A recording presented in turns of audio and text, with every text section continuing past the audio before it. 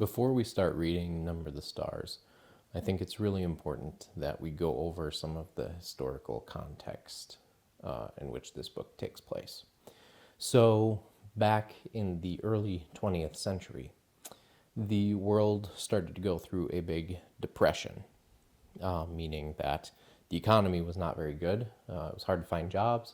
It was very hard to buy things. Things were very expensive. But this was really true in one particular place. So just imagine for a second if you imagine going to the store and buying a loaf of bread. That loaf of bread might cost you for maybe $5 at the most for some good quality bread. But imagine a place that loaf of bread would cost you $1 billion. And that place at the time was Germany. So in Germany, the economy had crashed so much. There was so much unemployment. People did not have jobs. People could not buy things except for the extremely wealthy, that money did eventually become sort of useless. So, with that being said, it was very difficult for a lot of people to live. So the country was in chaos. It was not functioning properly. But at the same time, there was one guy who said, well, I can fix this. I can fix this problem for you. And so that guy's name is Adolf Hitler. And Hitler, whose name you might recognize, was the leader of a political party called the Nazi Party. So the Nazi Party is another name you may have heard before.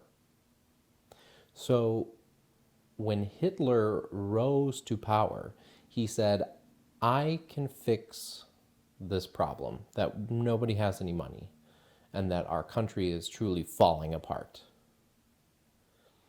if you elect me as the Chancellor of Germany. So he became Chancellor of Germany. And what they didn't know, though, or what they weren't quite as aware of, was what Hitler really stood for in terms of his social beliefs. So Hitler thought, well, we have a problem with our economy and with our country. So what can we do to change it? Well, first of all, we can't make it the German people's fault that this has happened. So we need to put the blame on someone else. And there is a group of people that he can think of that it would be easy to blame for these problems. And so those people are the Jews. So he started to campaign around Germany, telling everyone that this horrible predicament that the country is in is really because of the Jewish people that are living amongst us, and we can't have it anymore. So his solution was to round them up, to bring them to places called concentration camps. And from there, the Jewish people would then be either executed or they would be made to work until they worked too hard, and then they would end up dying from exhaustion. So today, the Nazi Party is known for the atrocious acts that they committed during the World War II era. And they killed millions of people, innocent people. And so this story is going to explore one of the countries that the Germans had taken over. So Germany by itself at this time was in chaos, and Hitler was trying to bring control to that. But he also said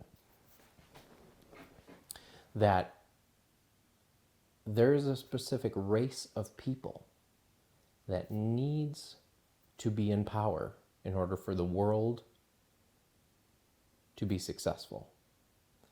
And they call that the Aryan race. So what the Nazis believed was that if the Aryan race is in control of the world, that everything will be wonderful, everything will be prosperous, there won't be any need or any want, there will be less conflict, because they will be the ones in power. And so what the Aryan race means is white skin, blonde hair, blue eyes. So it wasn't just a problem in Germany, because then Hitler decided, well, the rest of the world really needs to be on board with this. So Germany started to spread out to other areas in Europe. And so it spread out from Germany into Poland and into Italy and into France, and in the story we'll find out into Scandinavia, and more specifically into Denmark, which is where our story takes place. Now, some of you may also be wondering, well, what about the people that stood up against the Nazis? Because there were many of them, especially outside of Germany, that stood up to the Nazis. And so this book is also going to explore the resistance against the Nazis.